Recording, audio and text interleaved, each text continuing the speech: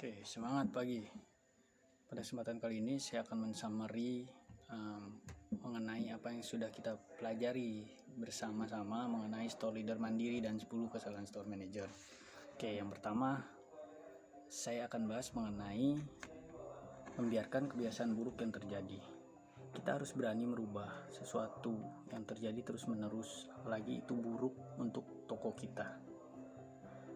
Yang mana biasanya sesuatu yang terjadi terus-menerus itu akan menjadi habit di toko tersebut, karena kita adalah apa yang sudah kita lakukan secara terus-menerus dan berulang-ulang.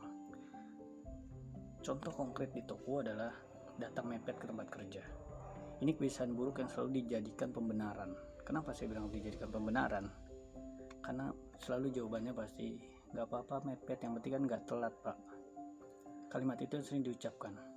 Hal ini bisa dirubah melalui mindset secara terus-menerus. Biasanya kita harus berikan contoh nyata. Kalau dia datang mepet, pasti dia akan terburu-buru dan tidak akan nyaman untuk bekerja, belum grooming dan yang lain sebagainya.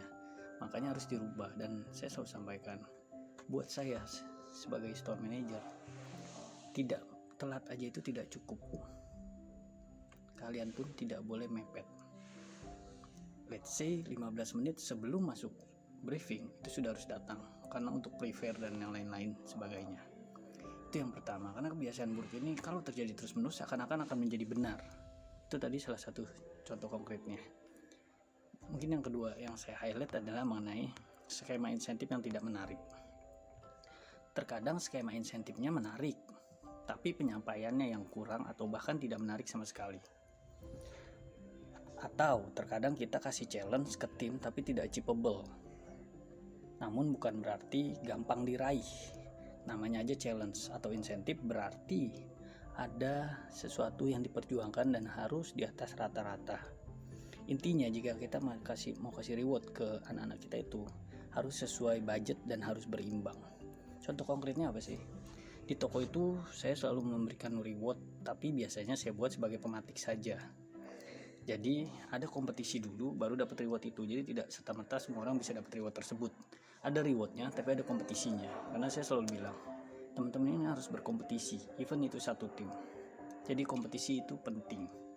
Jadi terkadang sering itu bukan skemanya yang tidak menarik, tapi penyampaiannya yang tidak menarik. Itu yang kedua. Terus yang terakhir yang akan saya bahas adalah lebih menghakimi daripada melatih. Itu poin kesalahan store manager. Kita leader sering hanya menyalahkan tanpa mengedukasi tim kita. Jadi sering bawahan kita selalu berpikir kami tidak diajari apa-apa loh, tapi sering dihakimi. Padahal leader yang hebat adalah leader yang bisa memberdayakan tim yang dimilikinya. Bahkan kita harus bisa jadi pelatih untuk tim kita. Yang sering kali salah adalah pelatih harus lebih jago dari si pemainnya, padahal itu tidak. Kalau mau dianalogikan secara gampang, coba lihatlah pelatih tinju. Mana ada dia lebih jago dari petinjunya? Kalau bertarung pasti menang si petinjunya dibandingkan pelatihnya. Karena pelatih tugasnya hanya melihat apa yang harus dilengkapi dari sisi pemain ini, dari orang yang dilatihnya. Dan berita baiknya adalah setiap dari kita bisa jadi pelatih yang hebat. Setiap dari kita bisa jadi pelatih yang hebat. Contoh case-nya kalau terjadi di toko. Biasanya jika terjadi satu kesalahan atau apapun itu namanya, saya selalu cek di awal. Mereka melakukan itu karena tidak tahu sama sekali atau memang human error. Contoh lah standar penempatan akrilik yang sekarang saya sedang lakukan di Grand Mall Batam. Ternyata mereka tidak tahu loh, akrilik ini harus taruhnya di kanan produk. Jadi ketika ada yang mindahin ke kanan, karena semuanya belum tahu, ada yang mindahin lagi ke tengah. Jadi ada standar ganda, harusnya itu tidak boleh.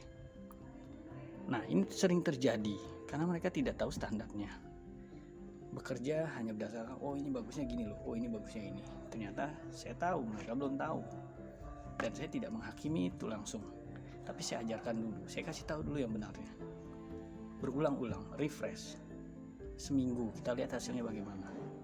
Setelah seminggu masih ada yang error, kita brief saja yang error itu, yang masih suka melakukan kesalahan. Saya rasa itu 3 poin terpenting yang sedang saya olah di toko saya supaya 10 kesalahan store manager ini tidak terjadi oleh saya.